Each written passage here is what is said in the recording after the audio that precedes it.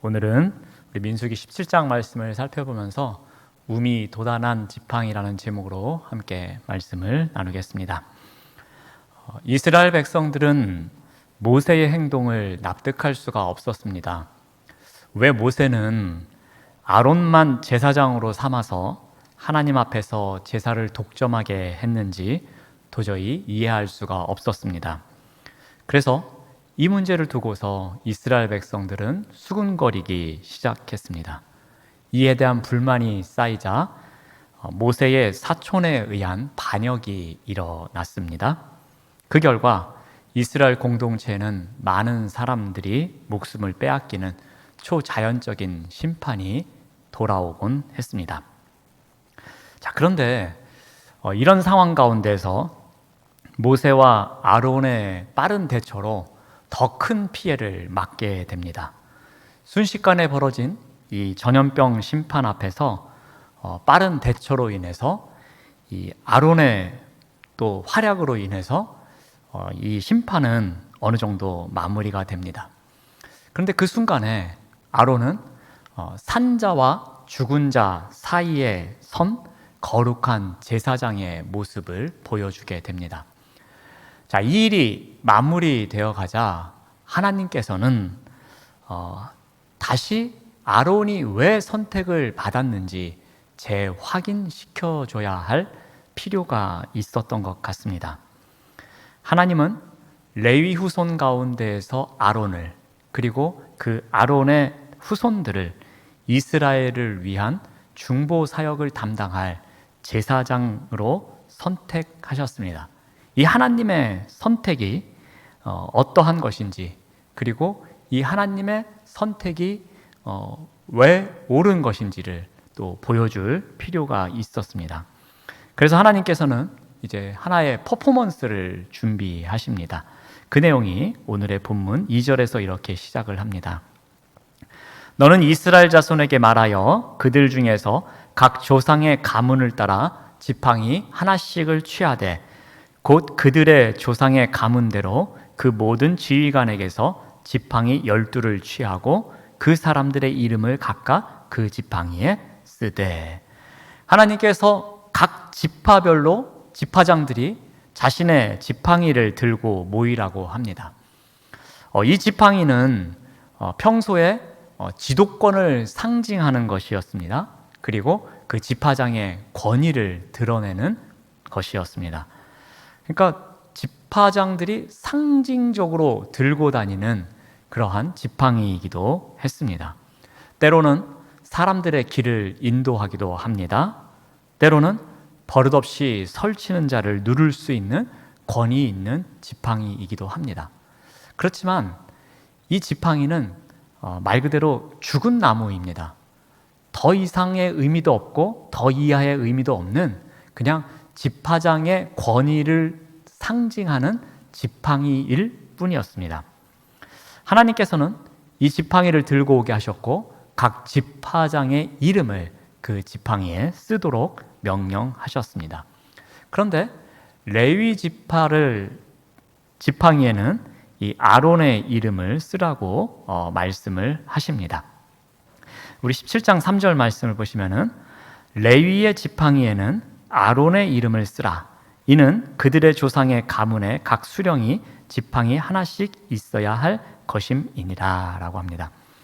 각 지파별로 하나씩 취한 지팡이들은 이제 어떻게 합니까?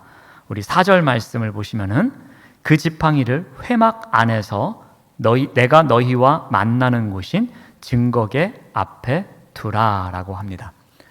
증거계는 메고 다닐 수 있는 상자였습니다. 그리고 우리가 출애굽기를 통해서 알고 있는 것처럼 이 안에 십계명 돌판을 넣어둡니다. 증거계는 하나님과 이스라엘 백성 사이에 세워놓은 언약의 상징이기도 합니다. 그러니까 지성소에 놓아둔 증거계 앞, 이 앞에는 내가 너희와 만나는 곳이다 라고 말씀하시는 것처럼 하나님과 이스라엘 백성이 만나는 곳입니다. 그래서 이 증거궤를 넣어둔 장막을 회막이라고 말하기도 합니다. 그래서 4절에서는 회막 안에, 즉 회막이 어떤 곳이냐? 내가 너희와 만나는 곳, 특히 증거계 앞이라고 설명을 해줍니다. 자, 이 증거계 앞에 둔 지팡이를 통해서 무엇인가 교훈을 전하겠다라는 것을 우리가 알 수 있습니다. 자, 무엇을 보여줍니까? 우리 5절 말씀을 보시면은 내가 택한 자의 지팡이에는 싹이 나리라 라고 합니다. 그러니까 즉 어느 한 지팡이에는 표가 있어서 그것으로 인해서 어떠한 교훈을 전하겠다라고 합니다. 자, 여기까지의 사건을 다시 한번 잠깐 정리해 드립니다. 반역이 일어났습니다. 이 반역은 정치적인 의도가 있었고 종교적인 의도가 있었습니다.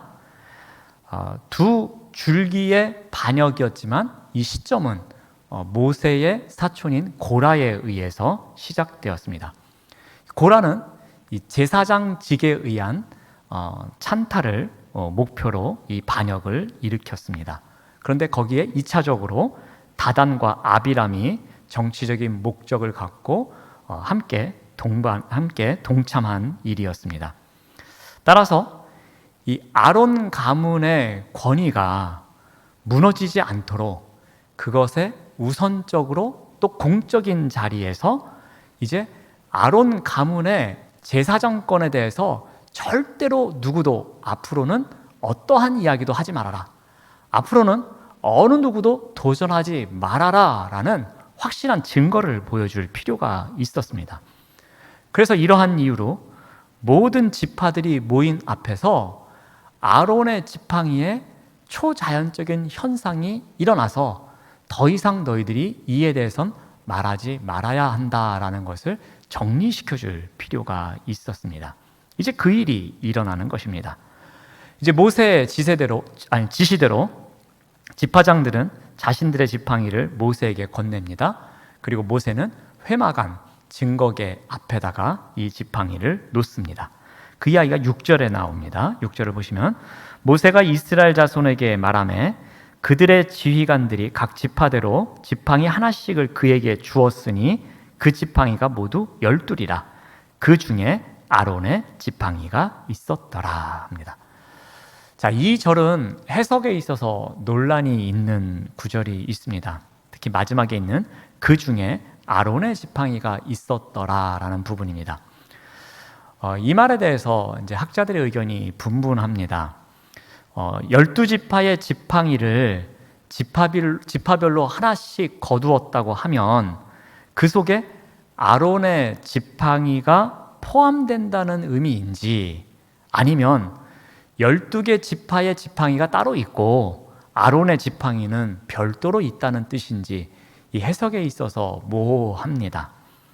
만약 모세가 모은 지팡이가 12개라면 신명기 27장의 기록처럼 우리가 요셉 지파를 부르지 않고 므낫세 지파와 에브라임 지파로 나누지 않습니까? 그리고 레위는 지파에 넣지 않고 해서 12지파가 되지 않습니까? 근데 신명기에서는 다시 이 므낫세 지파와 에브라임 지파를 하나로 묶습니다. 그래서 요셉 지파 또 레위를 또 따로 지파로 묘사하는 부분이 있습니다. 자, 그런데 민수기에서는 그런 일이 없습니다. 민수기에서는 12지파 명단에는 레위 지파나 요셉 지파가 나오지 않습니다. 우리 인구조사를 할 때라든지 진영을 배치할 때든지 그때는 므낫세 지파와 에브라임 지파로 해서 12지파라고 하지 요셉 지파, 레위 지파라고 하지는 않습니다. 자, 이러한 것을 전제로 한다면 아론의 이름을 적은 레위 지파의 지팡이는 그 12개와 달리 또 하나가 놓여졌다라고 보면 될 것 같습니다. 그래서 그 중에 아론의 지팡이가 있었다. 즉 12지파의 지팡이가 있었는데 그 중에 아론의 지팡이 하나가 더 있었다로 해석하는 것이 더 좋지 않을까 생각을 해봅니다. 그러면서 이것이 과연 어떤 의미를 가질까 한번 자료를 찾아보니까 이런 이야기를 합니다. 그 중에 아론의 지팡이가 있었다라는 것은 아론의 지팡이가 그 앞에 있는 12지파의 지팡이를 대표하는 지팡이다라는 것을 의미한다라는 겁니다. 다른 어떤 지팡이들보다 우두머리 역할을 한다라는 것입니다. 어찌 보면 앞으로 일어날 일에 대한 결과에 대한 복선을 깔고 있다라는 것입니다. 자, 이렇게 복선이 깔고 있는 것처럼 이튿날에 어떠한 결과가 나타납니까? 8절 말씀을 보시면 이튿날 모세가 증거계 장막에 들어가 본즉 레위 집을 위하여 낸 아론의 지팡이에 움이 돋고 순이 나고 꽃이 피어서 살구 열매가 열렸다라고 합니다. 아론의 지팡이만 살아있는 지팡이처럼 묘사되고 있습니다. 지팡이에서 하룻밤 사이에 발생한 이 생물학적 현상은 이 초자연적인 현상입니다. 다시 말해서 정상적인 생물학적 과정, 즉 움이 돋고 또 순이 나고 꽃이 피고 열매가 맺히는 이 모든 과정이 하룻밤에 진행되었다라는 것입니다. 게다가 여기에 나오는 이 열매 맺다라는 동사는 이미 익은 열매가 맺혔다라는 것입니다. 그러니까 풋 열매가 맺힌 것이 아니라 다 익은 열매가 맺혀 있다라는 것입니다. 이건 더욱더 큰 기적임을 드러내고 있습니다. 아무리 생나무 가지에서 싹이 나오고 열매가 맺히는 과정이 초자연적으로 일어났다고 하더라도 그 열매가 푼 열매가 아니라 완전히 푹 익은 열매가 있었다는 것은 더 큰, 더 놀라운 기적임을 나타내고 있는 것입니다. 자, 그런데 왜 하필이면 살구 열매인가라는 거죠. 이 살구나무와 또 이 관찰하다라는 히브리어 단어가 이 발음이 거의 비슷합니다. 그러니까 일종의 언어 유희입니다. 살구나무 꽃은 이른 봄에 일찍 핍니다. 그런 까닭에 살구나무는 이 겨울에 잠을 자지 않는, 즉 깨어있는 나무로 간주됩니다. 그러므로 살구 열매는 아론이 하나님의 거룩함을 지키고자 깨어있는 존재라는 것을 상징한다라는 것입니다. 즉 살구나무하고 깨어있다라는 두 발음이 비슷한 단어를 언어 유희로 사용함으로 말미암아 이 살구 열매가 나온 그 지팡이를 사용하는 아론은 이 하나님의 거룩함을 지키기 위해서 늘 깨어있는 선지자, 그런 제사장이다라는 것을 드러내고 있는 것입니다. 잠깐 여담을 드리면 몇 년 전에 제가 외국에 갈 일이 있었습니다. 그랬더니 전날 아버지께서 저를 부르십니다. 내가 가는 나라에는 살구 열매가 많이 나오냐고 물어보십니다. 그래서 왜 그러시는데요? 그랬더니 그곳에 가서 날마다 살구 열매를 사 먹으라고 말씀을 하십니다. 그래서 제가 웃으면서 왜 그러시냐고요? 그랬더니 웃으시면서 하시는 말씀이 목사는 살구 열매를 많이 먹어야 한다는 거예요. 그래서 제가 이 장면이 생각이 났습니다. 아마도 아버지께서는 살구 열매가 많이 나는 나라에 가면은 그곳에서 살구를 많이 먹으면서 이 아론의 지팡이에 살구 열매가 맺혔듯이 앞으로 내가 살아가는 데 있어서 하나님의 거룩함을 늘 깨어서 지키는 그런 목사가 되기를 바라는 마음에 살구 열매를 많이 먹으라고 말씀하셨던 것 같습니다. 그렇다고 제가 살구를 좋아하는 것은 아닙니다. 오해하지 마시기 바랍니다. 다른 나무들, 즉 지팡이들은 모두 죽은 나무였습니다. 그런데 아론의 지팡이만 마치 살아있는 나무처럼 살구 열매를 맺게 됩니다. 어찌 보면 다른 지팡이들은 뿌리가 없기 때문에 죽은 지팡이, 죽은 나무였습니다. 아무리 유전자 조작을 한다고 하더라도 하루아침에 이런 일이 생기는 것은 불가능합니다. 하지만 아론의 지팡이는 살아있는 지팡이와 같았습니다. 이 말은 아론의 지팡이는 뿌리가 있는 거와 같은 거였습니다. 어떤 뿌리였을까요? 하나님의 말씀, 하나님의 생명에 뿌리를 둔 나무였음을, 그런 지팡이였음을 상징적으로 보여주고 있습니다. 자, 하나님께서는 이제 싹이 나고 열매를 맺은 아론의 지팡이를 다시 증거계 앞으로 가져다 놓게 합니다. 그래서 10절 말씀을 보시면 여호와께서 또 모세에게 이르시되 아론의 지팡이는 증거계 앞으로 도로 가져다가 거기 간직하도록 합니다. 자, 그렇다면 이렇게 간직하도록 하는 데는 특별한 의미를 부여하는 것입니다. 과연 어떤 의미를 부여하는가입니다. 과연 이 아론의 지팡이가 어떤 의미가 있는지를 이제 또 우리 성경 말씀을 통해서 살펴보고자 합니다. 자, 먼저 이 아론의 지팡이를 통해서 하나님께서는 하나님이 세우신 권위에 대해서 다시 한번 확고하게 말씀하십니다. 우리 10절 말씀을 계속 보시면 반역한 자에 대한 표징이 되게 하여라는 부분이 나옵니다. 하나님은 이스라엘을 선택하십니다. 그리고 그들을 거룩한 백성으로 삼으셨습니다. 하지만 제사장의 사명을 위해서는 그 중에서도 한 지파, 한 가문만을 선택하셨습니다. 이것을 이스라엘 백성들이 분명히 알았으면 했습니다. 하지만 이스라엘 백성들은 이것을 계속해서 망각합니다. 그래서 계속 입이 나와서 불평을 토로합니다. 왜 모세는 아론만 제사장 가문을 세웠고 그의 후손들만 이 일을 할 수 있는 거야? 라면서 계속해서 불만을 제기해 왔습니다. 그리고 그 일로 인해서 큰 사건이 있었고요. 그 일을 이제 마무리하시려고 합니다. 그리고 그 일을 통해서 지팡이를 통해서 무엇인가 초자연적인 기적의 현상을 보여주셨습니다. 그리고 이제 그 지팡이를 백성들에게 표징이 되게끔 하십니다. 택한 자의 지팡이에서만 움이 돋아나게 하셨고 그곳에서만 싹이 나게 하심으로 말미암아서 하나님은 사람들이 더 이상 제사장의 자리를 탐내지 못하게 합니다.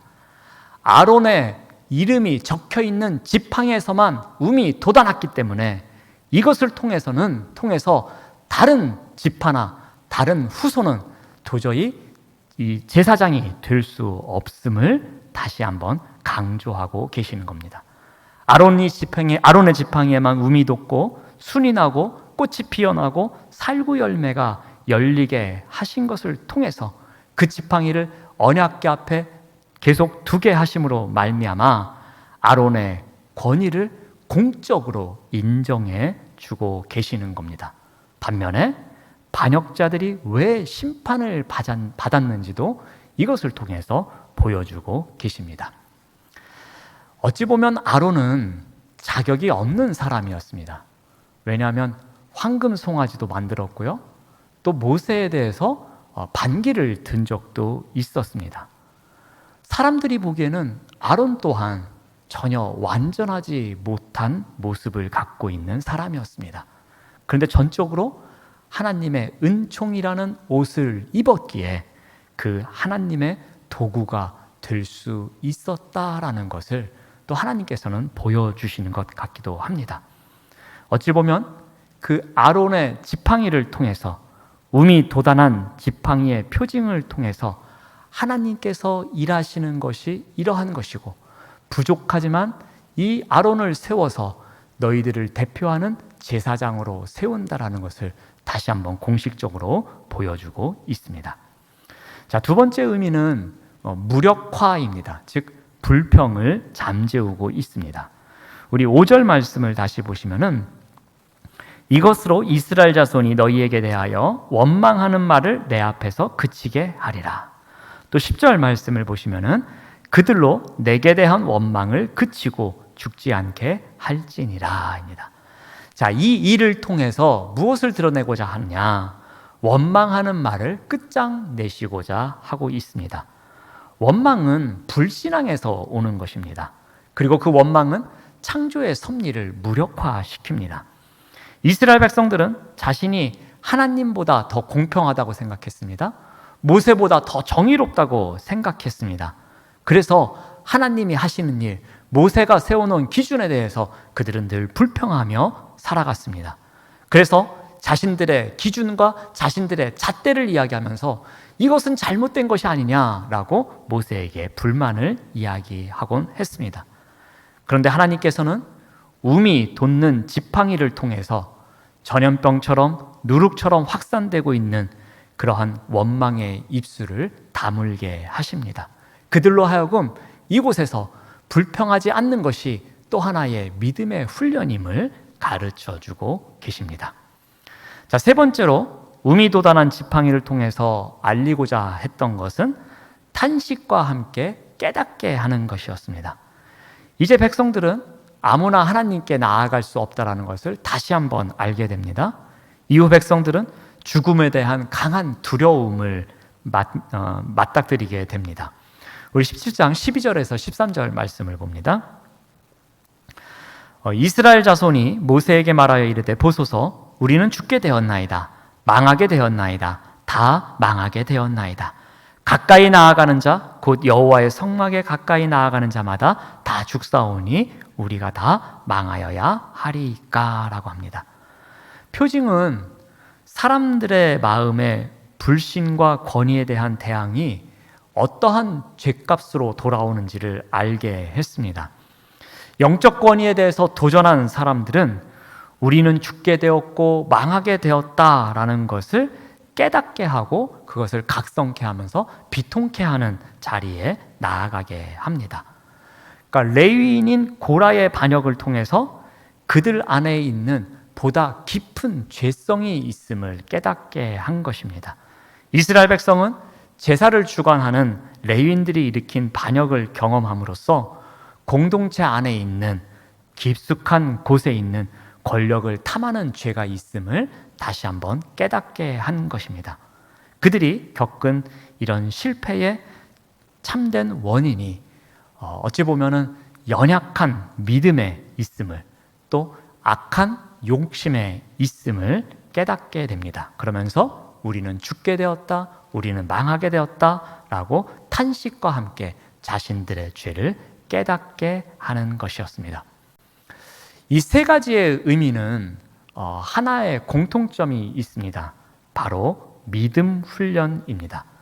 그들을 통해서 하나님께서 움이 돋아난 지팡이를 통해서 하나님이 세우신 권위에 대해서 공식적인 자리에서 다시 선포함으로 말미암아 하나님에 대한 믿음 훈련을 시키고 있고요. 더 이상 불평하지 말 것을 훈련시키는 믿음 훈련의 자리이고요. 또 자신들이 잘못한 것을 탄식함으로써 깨닫게 하는 자리에 서게 함으로 또 한 번의 믿음의 훈련을 하게 만들었던 것입니다. 믿음으로 걸어가야 하는 광야 여정길이었습니다. 그런데 이스라엘 백성들은 계속해서 그 길 가운데서 믿음 훈련의 과정을 실패하고 또 실패하고 실패하면서 살아갑니다. 어찌 보면 믿음이 실패하는 역경을 맞이하는 파노라마의 삶을 살아갑니다. 그러나 하나님은 선택받은 백성들이 믿음 훈련의 과정에서 계속해서 실패하며 역경을 맛보면서 좌절하는 자리에 나아가도록 그대로 놔두지는 않으십니다. 하나님은 계속해서 새로운 기회를 제공하시고 또 새로운 기회를 제공하십니다. 이번에도 또 그러합니다. 반역 사건으로 인해서 또다시 광야 여정 속에 있는 믿음 훈련을 실패했습니다. 이 일로 인해서 많은 사람들이 죽었습니다. 광야 여정에서 또 한 번의 역경이 찾아왔습니다. 그런데 하나님은 이대로 백성들을 놔두지 않으시고 이 역경 가운데서 그들이 어떻게 이겨내야 되는지, 앞으로 또 어떠한 믿음 훈련을 해 나가야 되는지를 깨닫게 하십니다. 바로 그것이 움이 돋아난 지팡이 사건입니다. 그 지팡이에서 움이 돋아나는 것을 통해서 그 백성들이 어떠한 믿음 훈련을 해야 되는지를 다시 한번 가르쳐 주고 계십니다. 광야 여정 속에서 끊임없이 하나님을 신뢰하는 삶을 살아가야 되는 것을, 그리고 그들이 그 믿음으로 역경을 이겨내야 한다라는 훈련을 또 또 한 번 시키고 계십니다. 우리 인간의 행동을 이해하기 위한 틀로서 이 ABC 모형이라는 것이 있습니다. 이 ABC 모형에 A와 B와 C가 다 이니셜이 있습니다. 이 A는 역경을 뜻하는 단어를 사용합니다. 우리에게는 다양한 종류의 역경이 오죠. 또는 때로는 실직, 또는 이별, 또는 사랑하는 사람의 죽음 등등 그런 큰 역경도 있고 작은 역경도 옵니다. 이러한 역경이 인간의 행동에 있어서의 어느 한 발단이 되곤 합니다. 자, 이렇게 우리에게 찾아온 역경들은 반드시 이 결과를 도출하게 됩니다. C로 시작하는 단어입니다. 때로는 감정적으로 좌절하기도 하고요. 때로는 돌발적인 행동으로 드러나기도 합니다. 실직을 당했을 때에 어떤 배신감이 오기도 하고요. 절망감이 오기도 하고요. 다양한 감정의 절벽에 놓이기도 합니다. 그런 것이 바로 이 C에 해당하는 이 결과입니다. 이 겉보기에는 이 A에서 C로 가는 것만 우리가 볼 수 있습니다. 즉 A와 C의 관계로만 작동되는 것으로 우리가 볼 수 있습니다. 근데 중간에 B가 나옵니다. 이 B가 무엇이냐면은 바로 믿음입니다. 다가온 역경, 이 A가 있습니다. 그런데 그 A가 C로 가기 전에 이 B에 따라서 어떠한 결과를 드러낼 수 있다라는 것입니다. 아무리 큰 역경이 오더라도 이 B라는 믿음의 과정을 통해서 다른 결과를 도출해낼 수 있다라는 것입니다. 바로 하나님께서는 이 문제의 역경 앞에서 실패하고 있는 이 이스라엘 백성들에게 그 역경에 따라서, 그 실패에 따라서 곧바로 C라는 결과로 건너가게 하는 것이 아니라 이 B라는 과정을 살아나게 한다라는 거예요. 이 B라는 믿음의 과정, 이 믿음의 훈련을 통해서 A에서 C로 갈 수 있는 그 뻔히 보이는 결과가 아닌 이 믿음의 과정을 통해서 다른 결과를 도출해내는 훈련을 살아가게 했다라는 것입니다. 이 um이 돋아난 지팡이를 통해서도 이 믿음의 자리를 어떻게 살아내느냐에 따라서 어떠한 결과가 오는지를 가르쳐주고 계신다라는 겁니다. 실패 앞에서 절망하기보다는 오히려 그 실패를 통해서 그들이 어떠한 결과를 도출해낼 것인지, 그 과정 속에서 우리가 누구인지, 우리가 어떠한 죄를 지었는지, 우리가 끊임없이 하나님을 신뢰하고 하나님을 믿었어야 되는데 그렇지 못했다라는 것을 배워가게 하셨다라는 것입니다. 근데 이것은 우리의 인생길도 똑같은 것 같습니다. 우리도 크고 작은 역경과 실패 속에서 살아가지만 그 역경에 어떤 믿음으로 대처하느냐에 따라서 다른 결과를 가져올 수 있다라는 것입니다. 그런데 우리는 마치 이스라엘 백성들과 똑같이 그 믿음의 자리에서 끊임없이 믿음의 걸음을 걸어가는 것이 아니라 계속해서 불신의 자리로 가는 습성이 있다라는 것입니다. 그럼에도 불구하고 하나님은 어떻게 해요? 우리에게 계속해서 기회를 주시는 거예요. 그 기회를 통해서 믿음의 훈련을 하게 하시고 어떻게 해서든지 다른 결과를 도출할 수 있도록 우리를 이끌어 가시고 훈련하신다라는 겁니다. 어제도 그러했고 오늘도 그러했고 내일도 그러하실 겁니다. 우리에게도 um이 돋아나는 지팡이를 보여주시면서 이러한 일이 있지 않느냐, 그러니 너희들이 이 과정 속에서 끊임없이 믿음의 훈련을 하면서 포기하고 절망한 가운데 도출해내는 C라는 결과가 아닌 새로운 믿음의 훈련을 통해서 다른 결과를 도출해내는 삶을 살아가기를 끊임없이 요구하고 계신다라는 겁니다. 그 과정 속에서 우리는 그 하나님을 향한 믿음, 그 믿음의 훈련 과정 속에서 변함없는 믿음을 갖고 살아가는 삶이 필요하다라는 것입니다. 그것을 오늘 본문을 통해서 우리가 배워보고자 하는 것입니다. 사랑하는 여러분, 늘 하나님께서는 우리로 하여금 믿음의 훈련이라는 새로운 기회를 계속해서 주십니다. 그 훈련의 과정을 살아내시면서 믿음의 여정을 계속 걸어갈 때에 끊임없이 우리를 이끄시는, 때로는 um이 도단한 지팡이를 보여주시면서까지 우리에게 믿음의 훈련을 시키시는 그 하나님을 끊임없이 신뢰하면서 살아가시는 우리 모두가 되시기를 바랍니다. 기도하겠습니다. 하나님 감사합니다. 믿음 훈련의 과정인 광야 여정에서 역경이 밀려오는 순간에도 변함없이 믿음의 길을 걸어가는 신실한 삶을 살아갈 수 있도록 인도하여 주시옵소서. 예수님의 이름으로 기도드립니다. 아멘.